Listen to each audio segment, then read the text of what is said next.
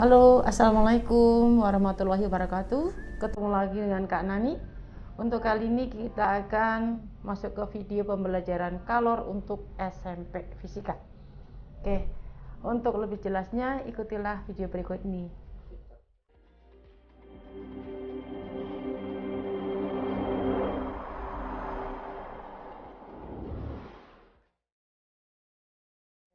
Apa sih yang dimaksud dengan kalor itu? Nah, kita masuk ke kalor.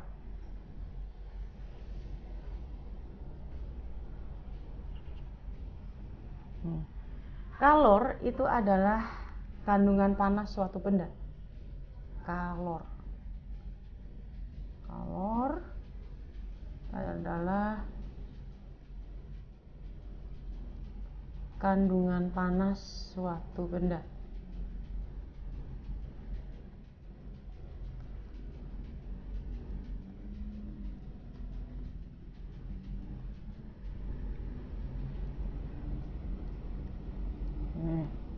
Di dalam fisika, ya kan, kalor itu nanti dinyatakan dengan simbol apa? Kalor itu dinyatakan dengan simbol Ki. Nah, satuannya apa saja ya? Oke.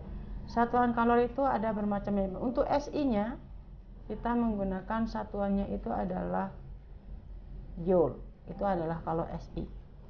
Nah, nanti ada lagi satuan yang bukan SI. Non SI apa? Yang non SI itu ada namanya kalori, ada juga yang namanya kilokalori, seperti itu. Nah, joule ini ya kan, ini tadi kalau dia menggunakan SI ya. Oke. Apa sih konversinya nanti kalau misalkan kalian ketemu? Apa tuh hubungannya joule dengan kalori dan kilokalori? Yang namanya 1 kalori itu setara dengan 4,2 joule. Nah, untuk kalor ini, ya kan, nanti tergantung dari apa sih kalor itu. Nah, kita ketemu nanti yang namanya ada yang namanya kalor kalau kita menghitung benda yang terjadi perubahan suhu. Nih, kalau terjadi perubahan suhu kita gunakan apa? Kalau terjadi perubahan suhu,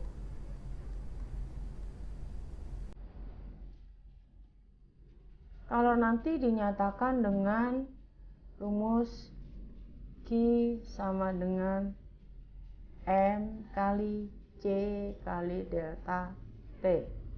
Nah, apa sih M ini? M ini adalah massa.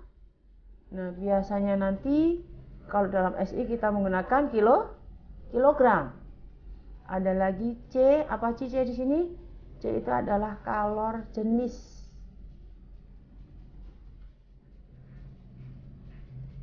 Yang dinamakan dengan joule per kilogram derajat Celcius. Apa sih yang dimaksud dengan delta T? Delta T itu adalah perubahan suhu. Nah, kalau kalian nanti ketemu M-nya dalam keadaan kilogram, C-nya kalor jenis dalam keadaan joule per kilogram derajat Celcius, delta T perubahan suhu dalam keadaan derajat Celcius, maka yang namanya Q kalor itu nanti harus kamu nyatakan dengan apa? Harus ngikut dengan satuannya, yaitu apa? Dia dalam kondisinya adalah joule. Seperti itu kira-kira. Nah, nanti ada lagi selain kamu nanti ketemu Q sama dengan MC delta T, kadang kalau terjadi perubahan suhu, Q itu dinyatakan dengan apa? C besar kali delta T. Nah, apa bedanya C kecil dengan C besar? Kalau C besarnya adalah lambang dari kapasitas kalor. Ini dia kapasitas kalor. Nah, nanti kalau C kecil tadi kan kalor jenis. Kalor jenis itu apa? Nah, kalau yang disebut dengan kalor jenis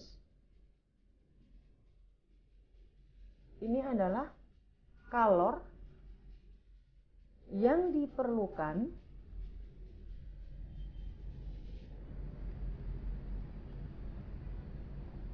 untuk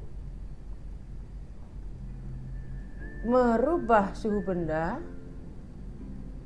atau merubah atau menaikkan suhu benda, merubah boleh atau menaikkan suhu benda, merubah atau menaikkan ya, lebih tepatnya menaikkan suhu benda naikkan suhu benda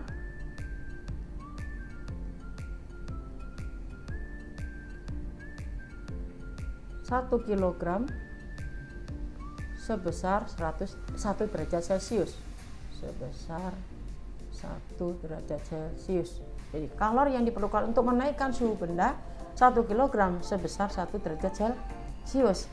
Nah, nanti ada lagi yang namanya kapasitas kalor tadi, yaitu apa? Kalau yang digunakan kapasitas kalor itu adalah kalor untuk menaikkan suhu benda 1 derajat, nggak pakai kilogram, nggak per massa dia. Ini adalah kalor untuk menaikkan suhu benda, untuk menaikkan atau menurunkan suhu benda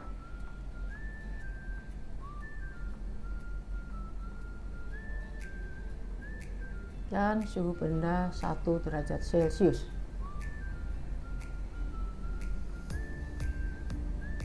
Nah, itulah disebut dengan kapasitas kalor. Kapan kita pakai Q sama dengan MC delta T? Nanti kalau diketahui masanya berapa, kalor jenisnya berapa, dan perubahan suhunya berapa. Kita menggunakan Q sama dengan C delta T kalau kita dalam soal nanti diketahui adalah namanya kapasitas kalor. Nah, kapan ini dipakai? Nah, dua rumus ini dipakai kalau apa? Kalau misalkan kalian nanti ketemu soal contoh seperti ini. Jadi kalau saya mempunyai siklus air itu ada kayak gini, ada seperti ini, ada begini, ada begitu. Nah, kalau di sini nanti ada 0 derajat Celcius, misalkan di sini nih ada 0 derajat Celcius. Nah, di sini adalah kondisinya adalah es, di sini ada 0 derajat Celcius, kondisinya ada air, di sini ada 100 derajat Celcius, di sini kondisinya adalah air, di sini ada 100 derajat Celcius, di sini kondisinya adalah uap. Maka nanti disinilah kita pakai ini, nanti Q rumusnya adalah M, C-nya CS kali delta T. Kalau di sebelah sini rumusnya Q sama dengan M kali C-nya C air kali delta T. Itulah penggunaan kapan MC delta ini dipakai. Dari sebelum 0 derajat atau di bawah 0 derajat kalau untuk air, atau dia antara 0 derajat sampai 100 derajat Celcius untuk air. Nah, kalau misalkan untuk benda yang lain gimana? Yang jelas kalau dia terjadi perubahan suhu. Contoh misalkan berapa kalor yang dibutuhkan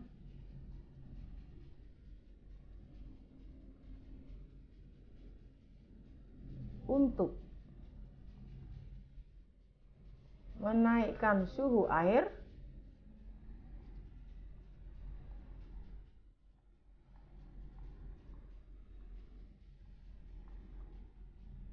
dari 20 derajat Celcius menjadi 80 derajat Celcius sebanyak 500 gram misalkan seperti itu. Nah, artinya nanti di sini apa yang kita ketahui? Yang diketahui adalah pertama, kita ketemu yang namanya massa, ya kan? Massanya berapa? Massanya adalah 500 gram. Berapa itu 500 gram dibikin ke kilo? Sama dengan 0,5 kilogram. Nah, berapa delta T-nya? Delta T-nya di situ adalah yang tinggi kalian kurangin yang rendah. Jadi berapa? Sama dengan 60 derajat Celcius. Nah, nanti biasanya kalian akan dikasih data, misalkan C air sama dengan, misalkan C air di sini tertera 4200. C air sama dengan 4200 joule per kilogram derajat Celcius. Maka kita bisa nyari berapa sih kalau ditanya Q-nya. Nah, kalau gitu Q di sini rumusnya apa? M kali C kali delta T. Jadi berapa? 0,5 kilo, C-nya 4200 dikali berapa? Dikaliin Jadi berapa? Setengahnya 4.200, setengahnya 60 adalah 30 ya. Jadi 30 kali 4.200. Jadi berapa? 3 kali 2, 6. Ini adalah 12. Nolnya berapa? 1, 2, 3.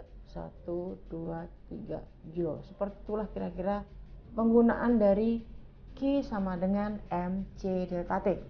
Nah, untuk kali ini sekian dulu untuk pembelajaran hari ini. Terima kasih perhatiannya. Silakan subscribe, like, share, dan komen. Terima kasih. Sampai ketemu. Bye-bye. Assalamualaikum.